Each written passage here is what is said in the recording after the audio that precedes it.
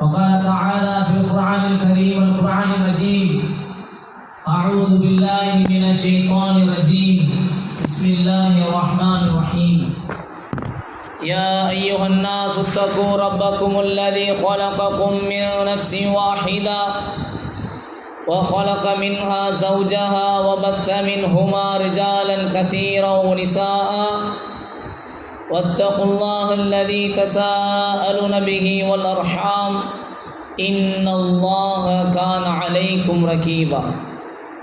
وقال أيضا: يا أيها الذين آمنوا اتقوا الله حق تقاته ولا تموتن إلا وأنتم مسلمون. وقال نبينا محمد صلى الله عليه وسلم: خيركم من تعلم القرآن وعلمه. وقال أيضا: ومن رغب عن سنتي فليس مني إنه ليس منا من عمل بسنتي غيرنا كما قال عليه الصلاة والسلام. يا أيها النساء أوصيكم أولا بتقوى الله. எல்லா புகழும் ஏக இறைவனாகிய அல்லாஹ் ஒருவனுக்கு மாத்திரம் உரித்தானதாக. அவனுடைய சாந்தியும் சமாதானமும் நாமெல்லாம் உயிரை மேலாக நேசிக்கக்கூடிய உத்தம சத்திய தூதர் முஹம்மது நபி ஸல்லல்லாஹு அலைஹி வஸல்லம் அவர்கள் மீதும், அவர்களை பின்பற்றி வாழ்ந்த சத்திய சஹாபாக்கள், தாபிஈன்கள், தபா தாபிஈன்கள், சுஹதாக்கள், இமாம்கள், நல்லோர்கள் அனைவர்கள் மீதும், இன்னும் உங்கள் மீதும் எம் மீதும் ஒட்டுமொத்த இஸ்லாமிய சகோதர சகோதரிகள் மீதும் அல்லாஹுடைய சாந்தியும் சமாதானமும் என்றும் என்றென்றும் நின்று நிலவட்டுமாக என பிரார்த்தனை செய்தவனாய், அன்பாத இஸ்லாமிய சகோதரிகளே, நாமெல்லாம் நேரம் கிடைக்கும் சமயத்தில் அல்ஹம்துலில்லாஹ் குர்ஆனை படிக்கக்கூடியவர்களாகவும் ஹதீஸ் புத்தகங்களை படிக்கக்கூடியவர்களாகவும் இருப்போம். அல்ஹம்துலில்லாஹ் தும்ம அல்ஹம்துலில்லாஹ். நம்முடைய வாழ்க்கையில் பல ஹதீஸ்களை நாங்கள் கேட்டிருக்கலாம், பல ஹதீஸ்களை படித்து நாம் கடந்து சென்று இருப்போம். ஆனால் ஒவ்வொரு ஹதீஸினுடைய வார்த்தைக்கும் அதனுடைய வீரியம் என்பது வேறு. அல்லாஹுடைய தூதர் சொல்லக்கூடிய ஒவ்வொரு ஹதீஸுடைய வாசகத்திற்கும் அதனுடைய வாசகத்தை பொறுத்து அதனுடைய அழுத்தம் ஆழமாக பதிவு செய்யப்படும். உதாரணத்திற்கு சொல்வதாக இருந்தால், ஒரு சில இடங்களில் அல்லாஹுடைய தூதர் ஸல்லல்லாஹு அலைஹி வஸல்லம் அவர்கள் சொல்வார்கள், லா தத்குலுல் ஜன்னா என்பதாக அல்லாஹ் பதிவு செய்வார்கள். அதே போன்று வேறு சில இடங்களில் சொல்லும்போது ஃபலைஸ மின்னா ஃபலைஸ மின்னி, இதே போன்று வாசகத்தை அல்லாஹுடைய தூதர் பதிவு செய்வார்கள். அன்பார்ந்த இஸ்லாமிய சகோதரிகளே, இந்த வாசகத்தை நாங்கள் ஆழமாக நாங்கள் புரிய வேண்டும். அல்லாஹுடைய தூதர் லா யதுகுலுல் ஜன்னா என்பதாக என்று சொன்னால் அவன் சுவனம் நுழைய மாட்டான், அவன் சுவனம் நுழைய மாட்டான் என்பதாக அல்லாஹுடைய தூதர் சொன்னார்கள் என்று சொன்னால் அது எவ்வளவு கடுமையாக இருந்திருக்கும். நாமெல்லாம் அமல்கள் செய்து அல்லாஹுடைய பொருத்தத்தோடு சுவனத்திற்குள் சென்று அந்த நிரந்தரமான வாழ்க்கையில் நிம்மதியாக வாழ வேண்டும் என்ற நோக்கத்தில் எவ்வளவு இக்கட்டான சூழ்நிலையிலும் பல வகையான அமல்களை அவ்வப்போது நாங்கள் செய்து வருகிறோம். அல்ஹம்துலில்லாஹ். ஆனால் அந்த சூனமே நமக்கு இல்லை என்று சொன்னால், இந்த உலகத்தில் நாங்கள் செய்யக்கூடிய அமல்கள் எல்லாம் அங்கீகரிக்க வேண்டும் என்று சொன்னால் நாம் இஸ்லாமியர்களாக இருக்க வேண்டும். நாம் இஸ்லாம் அல்லாமல், மூமினாக இல்லாமல், அல்லாஹ்வை வழிபடக்கூடியவனாக இல்லாமல் நான் எவ்வளவு அமல்கள் செய்தாலும், எவ்வளவு தர்மங்கள் செய்தாலும் அது எந்த விதத்திலும் நாளை மறுமையில் எமக்கு பலன் தராது என்பதை நாங்கள் ஆணித்தரமாக நாங்கள் உள்ளத்தில் பதிவு செய்ய வேண்டும். அந்த அடிப்படையில் தான் அல்லாஹுடைய தூதர் ஒரு சில இடங்களில் பதிவு செய்வார்கள், ஃபலைஸ மின்னா ஃபலைஸ மின்னி என்ற சில வாசகத்தை பதிவு செய்வார்கள். இவர்கள் நம்மை சார்ந்தவர்கள் அல்ல, இவர்கள் என்னை சார்ந்தவர்கள் அல்ல என்பதாக சில இடங்களில் சொல்வார்கள். இந்த ஹதீஸினுடைய வாசகத்தை நாம் புரிய வேண்டும். அல்லாஹுடைய தூதரே இவர்கள் என்னை சார்ந்தவர் அல்ல என்று சொல்லுகிறார்கள் என்று சொன்னால் சிந்தனை செய்து பாருங்கள். நாம் அல்லாஹுடைய தூதருடைய சமூகத்தை, உம்மத்தே முஹம்மதியாவை சார்ந்தவர்கள் இல்லை என்று சொன்னால் நாமெல்லாம் யார்? நாமெல்லாம் யாரை சார்ந்தவர்கள்? என்னுடைய அமல் என்னவாகும்? நாளை மறுமையில் யாரும் எமக்கு சிபாரிசு செய்யாத அந்த நிலையில் எல்லோரும் யா நப்சி என்று தன்னுடைய நிலைமையை பற்றி யோசித்து கொண்டிருக்கக்கூடிய அந்த சூழ்நிலையிலும் கூட யா உம்மதி என்னுடைய சமூகமே என்று கவலைப்படக்கூடிய அந்த தூதர் முஹம்மது நபி ஸல்லல்லாஹு அலைஹி வஸல்லம் அவர்கள் இந்த நபர்கள் எல்லாம் என்னை சார்ந்தவர்கள் அல்ல, இவர்களுக்கும் நமக்கும் எந்த சம்பந்தமும் கிடையாது என்று அல்லாஹ்வுடைய தூதர் சொல்லியிருக்கிறார்கள் என்று சொன்னால் அந்த ஹதீஸ்களுடைய வீரியம் எவ்வளவு கடுமையானதாக இருக்கும். அதை இன்றைய தினத்தில் நாங்கள் படிக்கிறோம், சர்வசாதாரணமாக கடந்து செல்கிறோம்.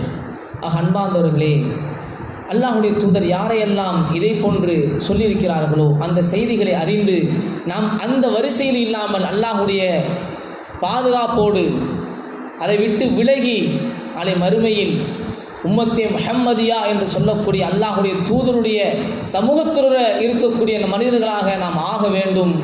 இப்படிப்பட்ட நபர்களை அல்லாஹ்வுடைய தூதர் எச்சரிக்கை செய்திருக்கிறார்கள் என்று சொன்னால், வஈத் மிகப்பெரிய எச்சரிக்கை வந்திருக்கிறது என்று சொன்னால் அதை விட்டு நாம் விலகி இருக்கக்கூடியவர்களாக நாம் இருக்க வேண்டும். அந்த அடிப்படையில் அல்லாஹ்வுடைய தூதர் முதலில் சொல்லக்கூடிய விஷயங்களில் பல லைச மின்னி என்று வரக்கூடிய செய்திகளில் ஒரு சில விடயங்களை நாம் இங்கு பதிவு செய்வோம். நம்முடைய படிப்பினைக்காகவும் நம்முடைய வாழ்க்கையை சரி செய்து கொள்வதற்காகவும் வழிமுறையிலிருந்து நாம் ஆரம்பிப்போம். அல்லாஹ்வுடைய தூதருடைய சுன்னா. அல்லாஹ்வுடைய தூதர் சொன்னார்கள், ஃபமன் ரகிப அன் சுன்னதி ஃபலைஸ மின்னி. ஃபமன் யார் ரகிப அன் சுன்னதி என் வழிமுறையை விட்டு முகத்தை திருப்பிக் கொள்வானோ ஃபலைஸ மின்னி அவன் என்னை சார்ந்தவன் அல்ல. அல்லாஹ்வுடைய தூதர் வழிமுறையை கற்றுத் தந்திருக்க, அல்லாஹ்வுடைய தூதர் வழிமுறையை இவ்வாறுதான் செய்ய வேண்டும் என்று நமக்கு போதித்திருக்க, அல்லாஹ்வுடைய தூதர் சொன்ன வாசகங்கள் இன்றைய தினத்தில் எங்களுக்கு கையிலே நாங்கள் அதை படித்து அதை விளங்கக்கூடிய அந்த சூழ்நிலை இருக்கும் போதிலும் அல்லாஹ்வுடைய தூதருடைய சுன்னாவை இதெல்லாம் நமக்கு சரிப்பட்டு வராதுங்க. இன்றைய காலகட்டத்தில் அதையெல்லாம் செய்ய முடியாது, அதெல்லாம் சாத்தியம் இல்லை. எந்த காலத்தில் வாழ்ந்துட்டு இருக்கீங்க நீங்கள் என்ன 1980 வாழ்கிறீங்களா அல்லது 5000க்கு பின்னால் வாழ்ந்துட்டு இருக்கீங்களா?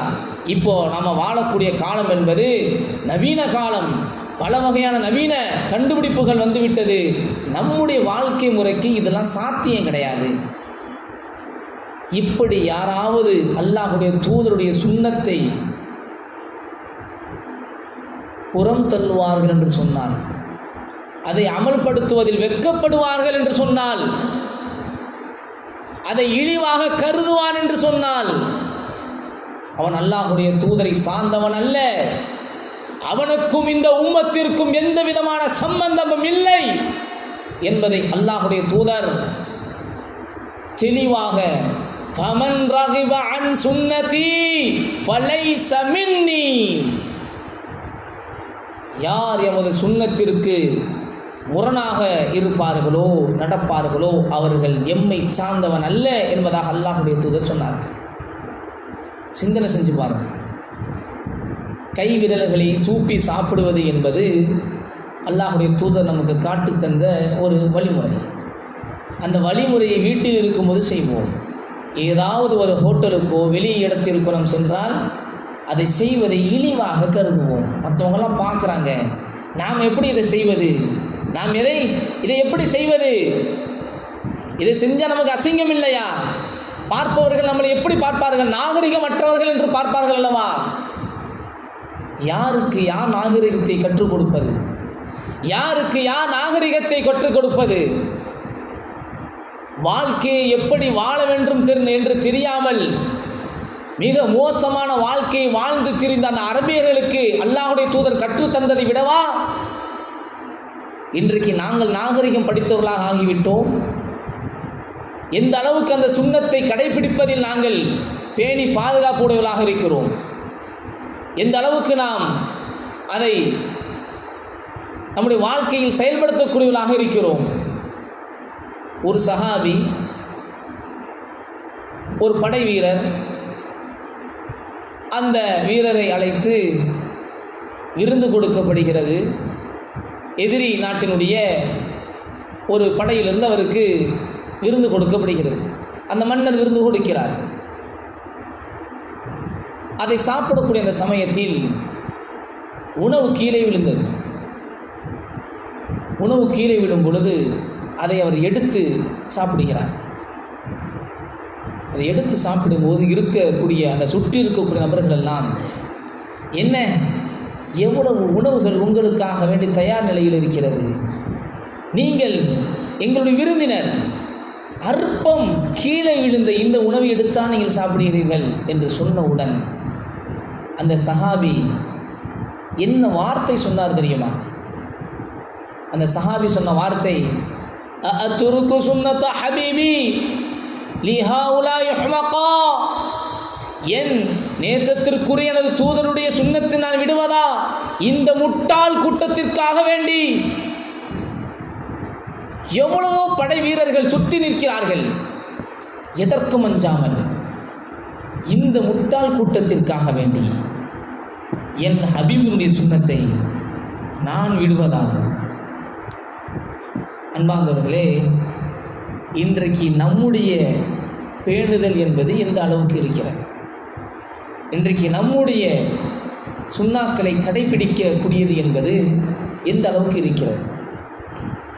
எந்த அளவுக்கு அதை கண்ணியமாக அதை செய்வதில் ஆனந்தம் கொள்கிறோம், அல்லது அதை செய்வதை நாங்கள் அலட்சியம் காட்டுகிறோம்? செய்யலாமா, இதெல்லாம் இன்றைய காலத்தில் சாத்தியமா என்பதை போன்று மனதில் ஒரு மாதிரியாக கருதுகிறோம் என்பதை நாம் சிந்தனை செய்து பார்க்கணும். எத்தனை வீடுகளில் அல்லாஹுடைய தூதர் வலியுறுத்தி சொல்லப்பட்ட சுன்னாவான தாடியை வைப்பதற்கு அனுமதி கொடுக்கிறோம். சிந்தனை செஞ்சு பாருங்க. என்ன சொல்கிறோம்? இந்த வயசில் ஏமா உனக்கு தாடி, வயசானவ மாதிரி இருக்கிற. அப்போ எந்த வயசில் வைக்கணும்?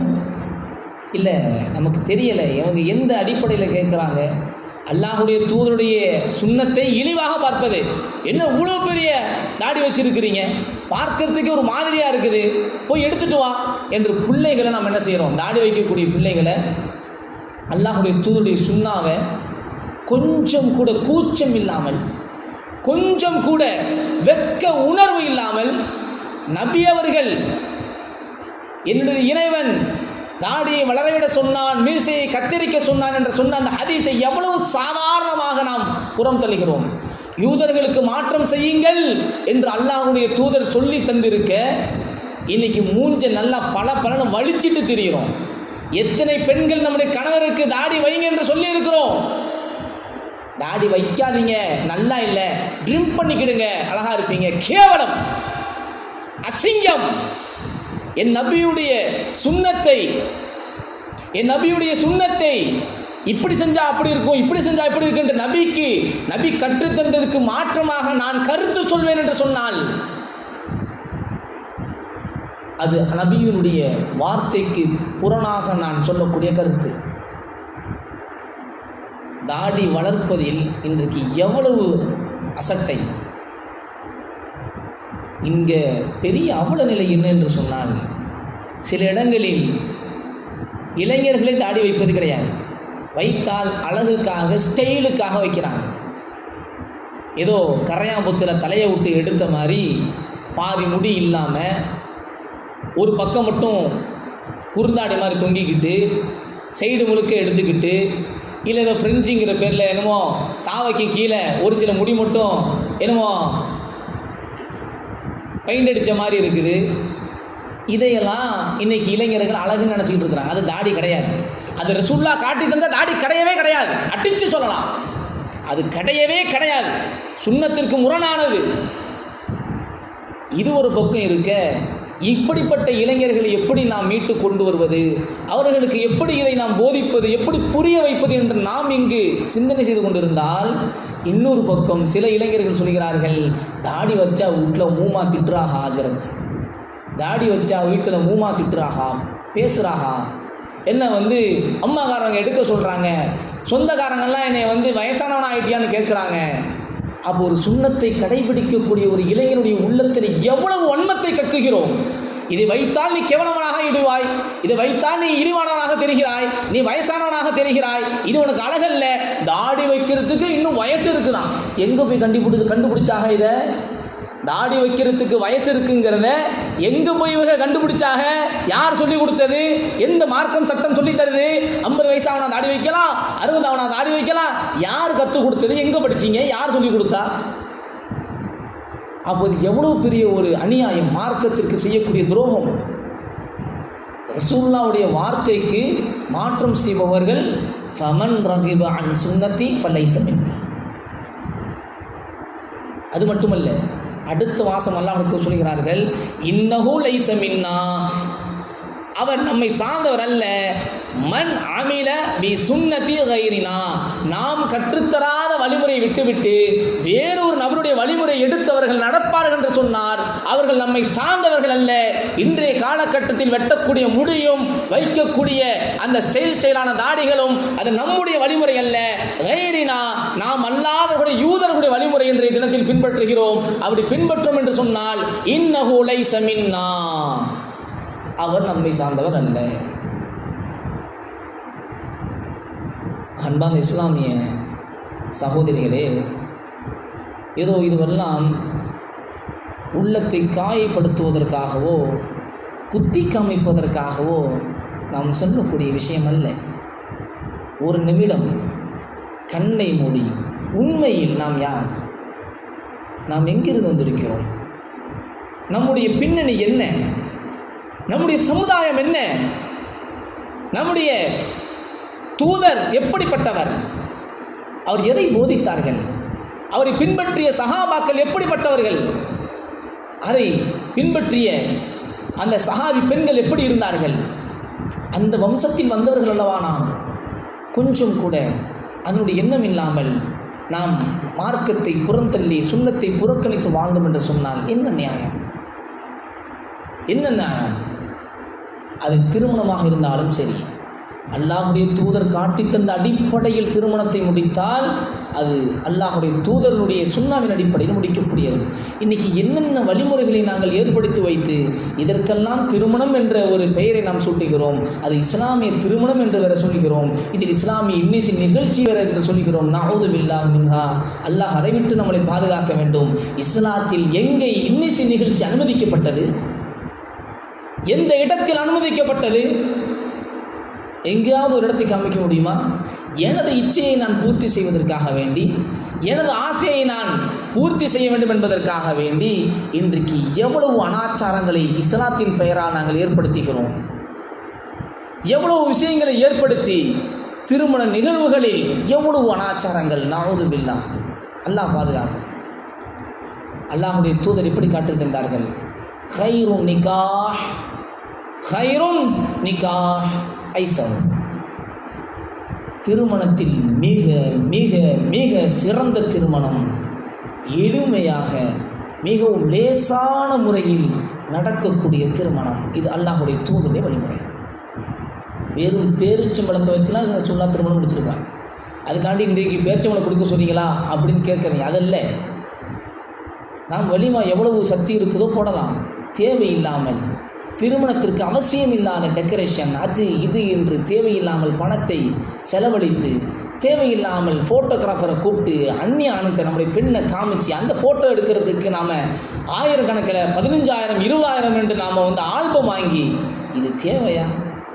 இது மார்க்கம் கற்றுத்தருதா? நமது பிள்ளையே வேறொரு ஆண் பார்ப்பானே, எடிட்டிங்கில் உட்காந்து பார்ப்பாருங்களே, அந்த ரோஷம் இல்லையா நமக்கு? இதில் புது நவீனமாக கொண்டு வந்திருக்கக்கூடிய விஷயம் என்ன தெரியுமா? பொம்பளை வீடியோ எடுக்கலாங்க. அதை எடிட் பண்ணுறதுக்கு ஆண் இருக்கவே மாட்டார்களா? அது எந்த ஆணிடத்திலும் அது கைமாறாதா? என்ன நினைத்து கொண்டு இருக்கிறோம்? நம்முடைய தவறுகளை செய்வதற்கு ஏதாவது ஒரு ஓட்டை இருக்குதான்னு தான் பார்க்குறோம். ஏதாவது இருக்குமா? எங்கள் வீடியோ எடுத்தாக்க ஆண்கள் பார்க்குறாங்கன்னு சொல்கிறீங்க, தப்புங்கிறீங்க. சரிங்க, தப்பு தான் அப்படின்னு சொல்லிட்டு விலகிறது இல்லை. அப்போ பெண்களை வச்சு நாங்கள் வீடியோ எடுத்துக்கிறோம்.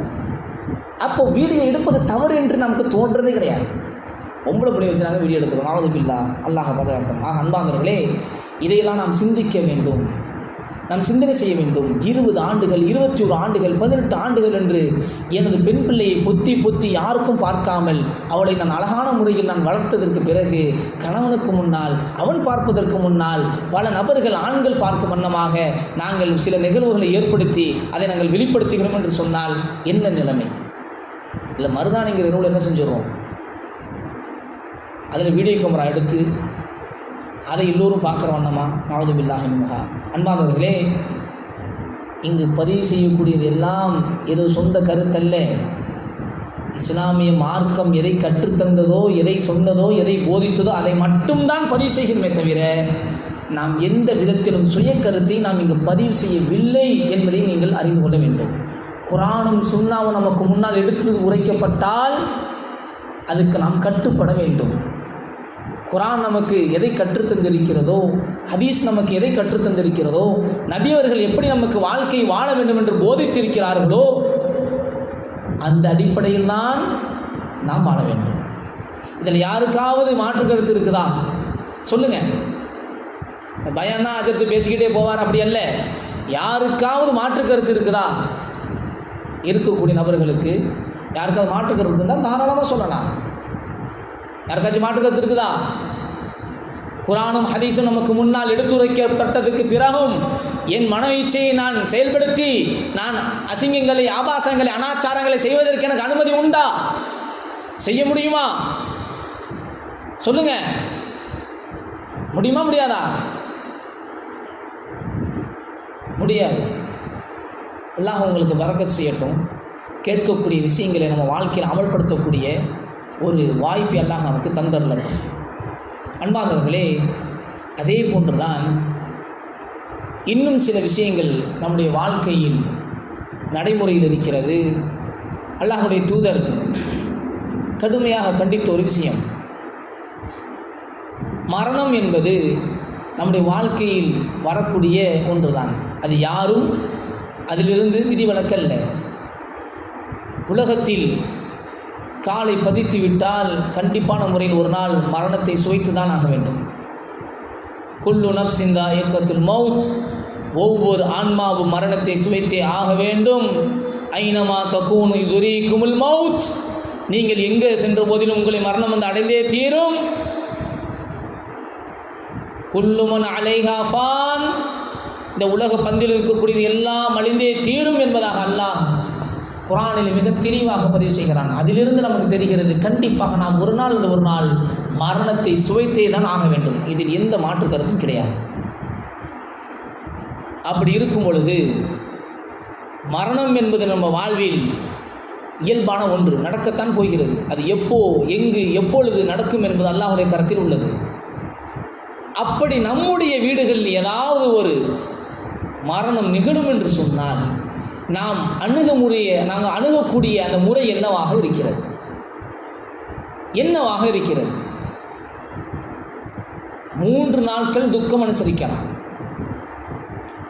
ஆனால் மரணம் அடைந்ததற்கு பிறகு அந்த வீட்டில் ஒப்பாரி வைப்பது, ஓ ஓ என்று கத்துவது, சத்தத்தை அதிகப்படுத்துவது, இது நம்மகிட்ட நடக்கும் என்று சொன்னால், ஜனாசா வீட்டில் பார்வைக்காக வச்சிருப்பாங்க, பெண்கள் எல்லாம் அமர்ந்திருப்போம், எல்லோருக்கும் இதில் அனுபவம் இருக்கும். இருக்கக்கூடிய குடும்ப பெண்களுக்கு எல்லோருக்கும் இது அனுபவம் இருக்கும். யாருடைய வீட்டிற்காக சென்றிருப்போம், பார்த்திருப்போம். அப்பொழுது சந்தூக் என்று சொல்லக்கூடிய அந்த பெட்டி கொண்டு வரப்பட்டு அந்த ஜனாசாவை தூக்கும் பொழுது எங்கே இருந்து தான் சவுண்டு வரும் என்று தெரியல, ஓடு ஒரு சத்தம் வருமே, ஒப்பாரி சத்தம். நஅூது பில்லாஹ். அல்லாஹ்வுடைய தூதர் கடுமையாக தடுத்திருக்கிறான்.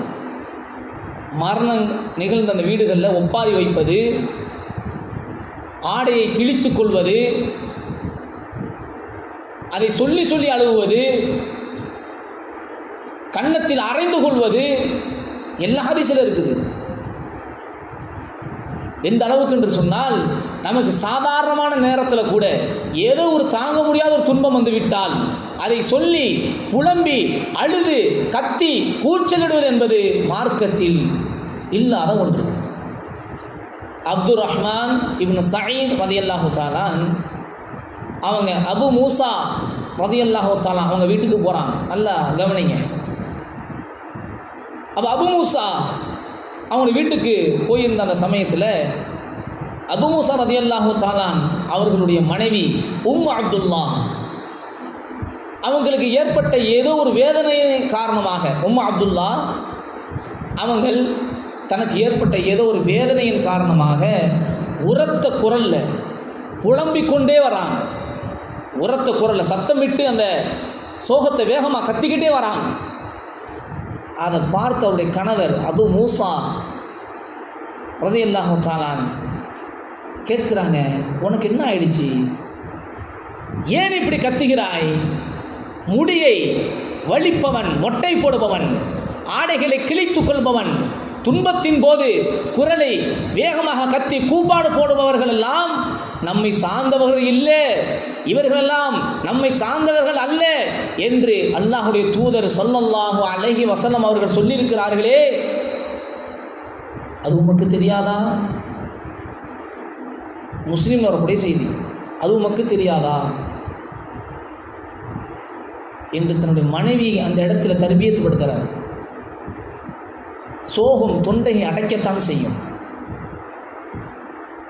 தொண்டையை அடைக்கத்தான் செய்யும். துக்கத்தை வெளிப்படுத்தலாம், அதற்கென்று கத்திதான் வெளிப்படுத்தணும், நமது ஆடையை கிழித்து தான் வெளிப்படுத்தணும் என்பதல்ல.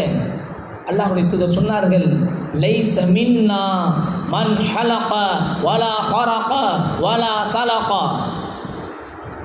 லைஸ மின்னா மன் ஹலக வலா ஹரக வலா சலக. இழப்பின் போது மொட்டை போடுறது, இழப்பின் போது தலைமுடியை மொட்டை போடுபவனும் சட்டையை கிழித்து கொள்பவனும், இன்னும் இழப்பிற்காக வேண்டி கத்தி கூப்பாடு போடுபவர்கள், இவர்களெல்லாம் நம்மை சார்ந்தவர்கள் அல்ல என்பதாக அல்லாஹ்வுடைய தூதர் சொன்னார்கள். எல்லா விதத்திலும் அல்லாஹ்வுடைய தூதருடைய முன்மாதிரி இருக்கிறது. அன்பார்ந்த சகோதரிகளே, அல்லாஹ்வுடைய தூதருக்கு இப்ராஹீம் என்ற ஒரு குழந்தை பிறந்தது, ஆண் குழந்தை. இவரை வளர்ப்பதற்காக வேண்டி அபு சைஃப் என்று சொல்லக்கூடிய ஒருவனுடைய வீட்டில் பால் குடிப்பதற்காக வேண்டி விட்டிருந்தாங்க.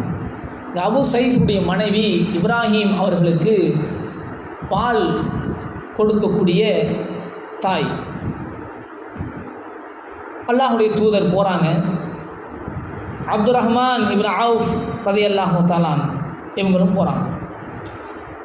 அப்துர் ரஹ்மான் இப்னு அவுஃப் ரலியல்லாஹு தஆலா சொல்கிறாங்க, நாங்கள் போனோம், அல்லாஹ்வுடைய தூதர் இப்ராஹீமை தூக்கினார்கள், முத்தமிட்டார்கள், கொஞ்சினார்கள். நாங்கள் அவர்களை பார்த்துவிட்டு மீண்டும் வந்துவிட்டோம். மற்றொரு நாள் மீண்டும் இப்ராஹீமை பார்ப்பதற்காக போனோம். அந்த நேரத்தில் இப்ராஹீமின் உயிர் பிரிந்து கொண்டிருந்தது.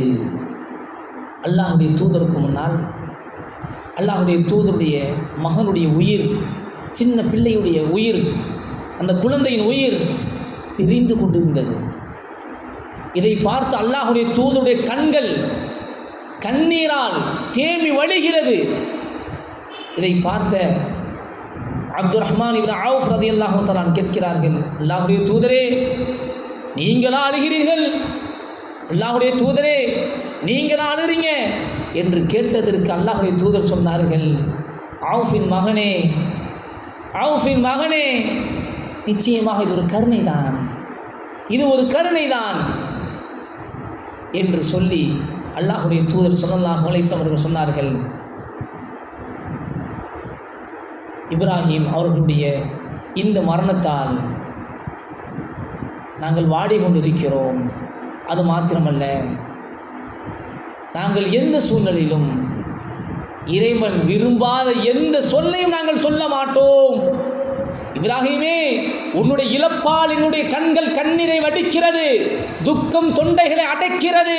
அதே நேரத்தில் அல்லாஹ் அனுமதிக்காத எந்த வார்த்தையும் உன்னுடைய இறப்புக்காக நான் கூற மாட்டேன் இப்ராஹீமே என்று அல்லாஹ்வுடைய தூதர் ஸல்லல்லாஹு அலைஹி வஸல்லம் அவர்கள் சொன்ன செய்தி அனஸ் ரலியல்லாஹு அன்ஹு அறிவிக்கக்கூடிய புகாரியில் இடம்பெறக்கூடிய செய்தி. அவர் சிந்தனை செஞ்சு பாருங்க, இன்றைக்கி நாம் என்னென்ன வாசகத்தை கொண்டு கூர்ப்பாடு புரிகிறோம், கத்துகிறோம், புலம்புகிறோம்.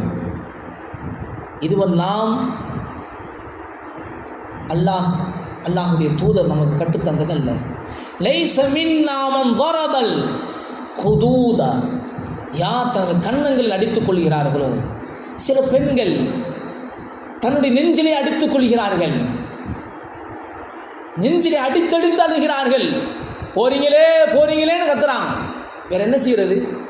திடீர்னு தூக்குறவங்க, சரிம்மா நீயே வச்சிக்கம்மா 10 நாளைக்கு கிளம்பி போயிட்டா என்ன செய்வீங்க? என்ன அல்லாஹுடைய தூதர் காட்டு தந்த அந்த வழிமுறையை விட்டுட்டு ஏதோ துக்கத்தை வெளிப்படுத்துங்கிற பேரில் மார்க்கம் கற்றுத்தலான ஒரு விஷயத்தை மூஞ்சில் அடித்துக் கொள்வது, நெஞ்சில் அடித்துக் கொள்வது, ஷக்கல் ஜுபூப், இன்னும் தன்னுடைய ஆடைகளை பாக்கெட்டுகளை அப்படியே கிழிச்சுக்கிட்டு அழுகிறது, தலைமுடி அப்படியே பிச்சுக்கிறது, இதெல்லாம் இருக்கத்தானே செய்யுது. இல்லா மஷா அல்லா.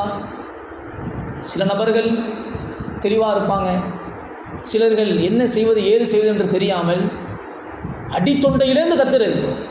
கத்தி என்ன ஆக போகிறது? அவர்களுக்காக துவா செய்வோமா? அடுத்து என்ன செய்வது என்று நாம் யோசிப்போமா? அதை விட்டு என்ன ஒரு நிலைப்பாட்டை நாங்கள் கடைபிடிக்கிறோம்? அன்பார்ந்தவர்களே, துக்கம் நிகழ்ந்த அந்த வீட்டில் எல்லோரும் துக்கத்தில் மூழ்கி இருப்பார்கள் என்பதற்காக வேண்டி அண்டை வீட்டார்கள் தான் சமைத்து கொடுப்பார்கள். அதுதான் வழிமுறையாக இருந்தது. இன்றைக்கி என்ன நடக்குது? துக்கம் நிறைந்திருக்கக்கூடிய அந்த வீட்டில் வரவங்க போகிறவங்கலாம் 3க்கு பராட்டா வாங்கி கொடுக்குறோம், 7க்கு பராட்டா. எங்கே இருக்குது மார்க்கத்தில்? இல்லை 40க்கு வருஷ ரத்தம் இல்லை எங்கே இருக்குது? இருந்தால் அல்ஹம்துலில்லாஹ் நாமளும் செய்வோம். இல்லையா, மார்க்கத்தில் இல்லையா, விட்டுணும். அதுதான் அல்லாஹ் குர்ஆன் அதைத்தான் நபிக்கு சொன்ன, நபியே நீங்கள் உபதேசம் செய்யுங்கள், அது மூமின்களுக்கு பலனளிக்கும். இருந்தால் எடுத்துப்போம், இல்லைனா விட்டுருவோம்.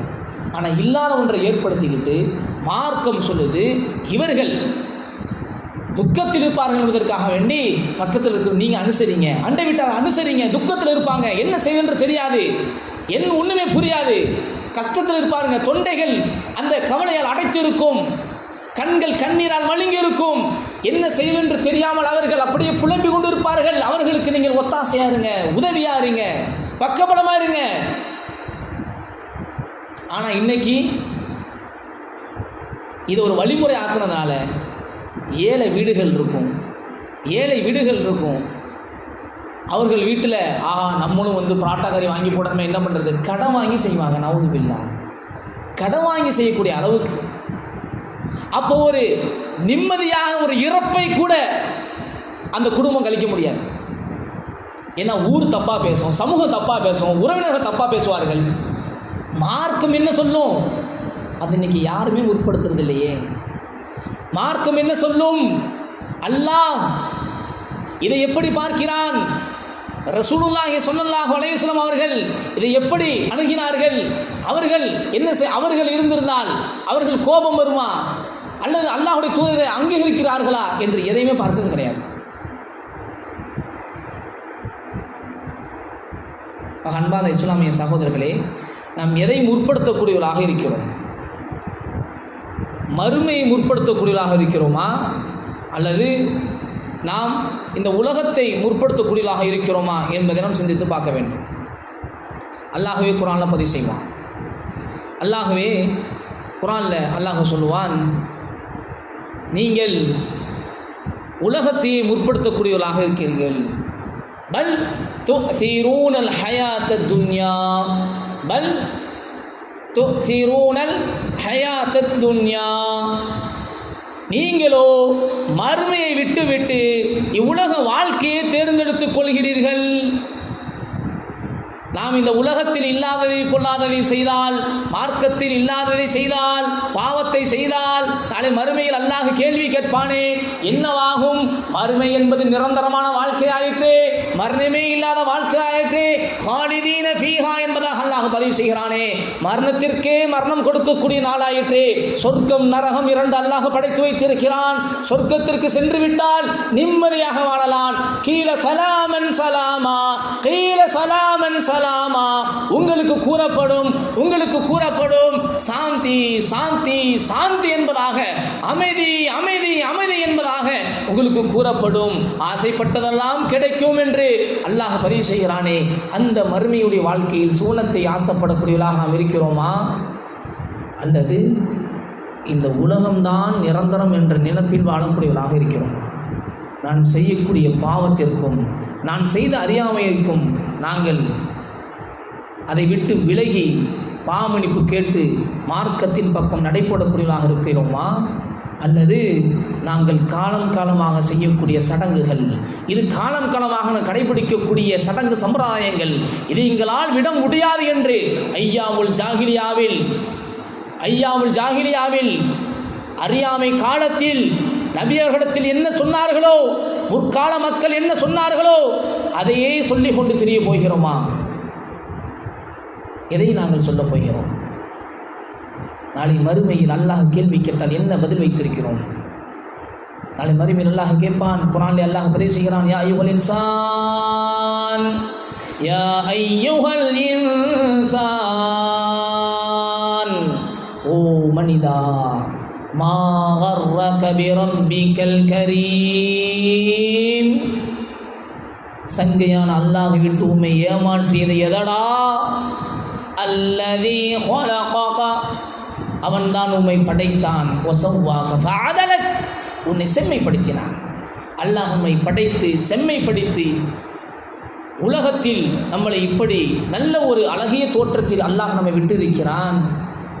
அவனை வணங்குவதை விட்டுவிட்டும், அவன் எதை செய்ய சொன்னானோ அதை விட்டுவிட்டும் மார்க்கத்திற்கு முரணானதை செய்து கொண்டு வாழ்ந்து கொண்டிருந்தால், யா அய்யுஹல் இன்சான் மா கர்ரக லிரப்பிக்கல் கரீம், சங்கையான அல்லாஹ்வை விட்டு உம்மை ஏமாற்றியது எதடா என்று அல்லாஹ் கேட்கிறானே, அதற்கு என்ன பதில் வைத்திருக்கிறோம்? எனக்கு இருக்கக்கூடிய வாயை அல்லது மூக்கை, என் வாயை பிறடி பக்கமாக வைத்துவிட்டு, எனது காதை நெற்றியில் வைத்துவிட்டு, எனது மூக்கை வயிற்றில் வைத்துவிட்டு, எனது தொப்புளை எனது மூக்குக்கு நேராக வைத்து இப்படி ஒரு படைப்பை படைத்திருந்தால் பார்ப்பதற்கு எப்படி இருந்திருக்கும்? அலங்கோலமாக இருக்காது, அருவருப்பாக இருக்காது. ஆனால் பார்த்து பார்த்து செம்மையாக படைத்து அல்லாஹ் நம்மை விட்டு இருக்கிறானே, என்ன நன்றி செலுத்திக் கொண்டிருக்கிறோம்? என்ன நன்றி செலுத்திக் கொண்டிருக்கிறோம்? அன்பான இஸ்லாமிய சகோதரிகளே, இதில் நாம் கவனம் எடுக்க வேண்டும்.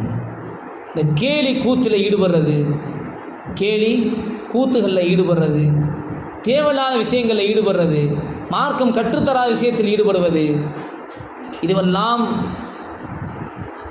அல்லாஹுடைய தூதர் வெறுத்தது, தடுத்தது. அல்லாஹுடைய தூதர் சொன்னார்கள், லஸ்து மின் ததின் வலா ததுன் மின்னி, லஸ்து மின் ததின் வலா ததுன் மின்னி, லஸ்து மினல் பாத்திலி வலல் பாத்திலு மின்னி. அல்லாஹுடைய தூதர் ஸல்லல்லாஹு அலைஹி வஸல்லம் சொன்னார்கள், நான் வேடிக்கை வெட்டி பேச்சு பேசுபவன் அல்ல. லஸ்து மின் ததின் வலா ததுன் மின்னி, வெட்டி பேச்சுகள் பேசுபவன் அல்ல. வெட்டி பேச்சுகள், வேடிக்கை பேச்சுகள் பேசுபவன் அல்ல. வாழ்க்கைக்கு பலன் தராத சும்மா யாரையாவது பற்றி பேசிக்கொண்டே அவனுடைய வாழ்க்கையை கழித்து கொண்டு அடுத்தவர்களுடைய துன்பத்தில் இன்பம் காண்பது என்பது மோசமான ஒரு பழக்கம். மீண்டும் அல்லாஹ்வுடைய தூதர் சொன்னார்கள், பாத்திலோடு எனக்கு எந்த தொடர்பும் இல்லை, வழிகேடோடு எனக்கு எந்த தொடர்பும் இல்லை, என்னோடு வழிகேடுக்கும் எந்த தொடர்பும் கிடையாது. ஆக அன்பார்ந்தவர்களே, இதில் நாம் கவனம் எடுக்க வேண்டும். தேவையில்லாமல் அடுத்தவர்களை பற்றி பேசுவது, அடுத்தவர்களுடைய குடும்பத்தை பற்றி அதிகமாக நாங்கள் ஆராய்வது, நம்முடைய வாழ்க்கையை சரி செய்வதை விட்டுவிட்டு அடுத்தவருடைய குறைகளை நாங்கள் ஆராய்ந்து பார்ப்பது என்பது அது தவறான ஒரு விஷயம். அது மட்டுமல்ல, கடைசியாக ஒரு விஷயத்தை நான் பதிவு செய்கிறேன். நாம் யாருடைய வாழ்க்கையிலையும் அவருடைய விஷயத்தில் நாங்கள் தலையை விட்டு இதுதான் அவருக்கு என்று நாம் முடிவு செய்திட முடியாது. உதாரணத்திற்கு, ஒருவருடைய வாழ்க்கையில் நடக்கக்கூடிய பாவங்கள், நன்மைகள், இதை நாங்கள் முழுமையாக அறிய முடியாது. ஆனால் சாதாரணமாக ஒருவரை பார்த்து நீலாம் பாவி, நீலாம் நரகவாதி, நீலாம் அதாவது நீலாம் அல்லாஹ்வுக்கு இணை வைக்கக்கூடியவர்கள், நீ ஒரு காஃபிர், அல்லாஹ்வுடைய எதிரி என்று சாதாரணமாக சொல்வதை நாம் பயந்து கொள்ள வேண்டும். ஒமன் தஆ, அல்லாஹ்வுடைய தூதர் சொன்னார்கள், ஒமன் தஆ ரஜுலன், யார் ஒரு மனிதரை அழைக்கிறார், பில் குஃபுர், நீங்கள்லாம் ஷிர்க் வச்சுட்டீங்க, அல்லாஹ் இணை வைத்தவர்கள் என்று ஒருத்தரை பார்த்து ஒருத்தர் அழைக்கிறார் என்று சொன்னாலோ, அவு கால அதுவுல்லாஹ், நீ அல்லாஹ்வுடைய எதிரி என்று அழைத்தாலோ, ஒலைஸ கதாலிக், இவர் யாரை பார்த்து சொன்னாரோ அந்த சொல்லப்பட்ட நபர் அப்படிப்பட்டவராக இல்லை, அவர் அல்லாஹ்வுக்கு இணை வைக்கவில்லை, அல்லாஹ்வுடைய எதிரியாக இருக்கக்கூடிய செயலை எதையும் செய்யவில்லை என்று சொன்னால், இல்லா ஹார அலைஹி, யார் இதை சொன்னாரோ அவர் அதே விஷயத்தில் அவர் ஈடுபட்டு விடுவார், அவர் அதே விஷயத்தில் ஈடுபட்டு விடுவார். ஆக அன்பார்ந்த இஸ்லாமிய சகோதரர்களே, சகோதரிகளே, நாம் இதில் கவனம் எடுக்க வேண்டும். அல்லாஹ்வுடைய தூதர் இவர்களெல்லாம் நம்மை சார்ந்தவர்கள் இல்லை, இவர்களெல்லாம் நம்மை சார்ந்தவர்கள் என்று சொல்லக்கூடிய அந்த விஷயத்தில் நாங்கள் கவனம் எடுக்க வேண்டும். நாங்கள் செய்யக்கூடிய காரியங்கள் மாற்றார்களுடைய கலாச்சாரத்திற்கு ஒப்பானதாக இருக்கும் என்று சொன்னால் அது எவ்வளவு அழகானதாக இருந்தாலும் சரி, அவர்களுடைய கலாச்சாரத்திற்கு ஒப்பானதாக இருக்கும் பொழுது அதை நாங்கள் எடுத்து எங்களுடைய வாழ்க்கையை நாங்கள் நடத்துவதற்கு ஆசைப்பட்டோம் என்று சொன்னால், மன் தஷப்பஹ பிகௌமின் ஃபஹுவ மின்ஹு, யார் பிறர் சமூகத்தினுடைய கலாச்சாரத்திற்கு ஒப்பாக நடந்து கொள்வார்களோ அவர்களை சார்ந்தவர்கள். அப்படி என்று சொன்னால் அவர்கள் இந்த முஹம்மது நபி ஸல்லல்லாஹு அலைஹி வஸல்லம் அவருடைய சமுதாயத்தை சார்ந்தவர்கள் அல்ல என்ற கருத்து இதில் வருது. அல்லாஹ் பாதுகாக்கும். அல்லாஹ் ரப்பல் ஆலமீன் நம்மை எல்லாம் அல்லாஹுடைய தூதருடைய சமூகத்திலிருந்து அவர்கள் கற்றுத்தந்த வாழ்க்கை வழிமுறைகளை நாங்கள் பின்பற்றி அதன் அடிப்படையில் வாழ்க்கையை நாம் நடத்தக்கூடியவர்களாகவும், சுன்னாக்களை பேணி கடைபிடித்து நம்முடைய வாழ்க்கையை முழுமைப்படுத்தக்கூடியவர்களாகவும், அதே நேரத்தில் நாளை மறுமையில் ஜன்னத்துல் ஃபிர்தௌஸில் அல்லாஹுடைய தூதரோடு ஒன்றாக இருக்கக்கூடிய அந்த வாய்ப்பை அல்லாஹ் உங்களுக்கு எனக்கும் தந்துள்ள வேண்டும் என பிரார்த்தனை செய்தவனாய் இந்த உரையை நான் நிறைவு செய்கிறேன். அஸ்ஸலாமு அலைக்கும் வரஹ்மத்துல்லாஹி வபரகாத்துஹு. ஹாதா மா இன்தி வ இன்தல்லாஹ்.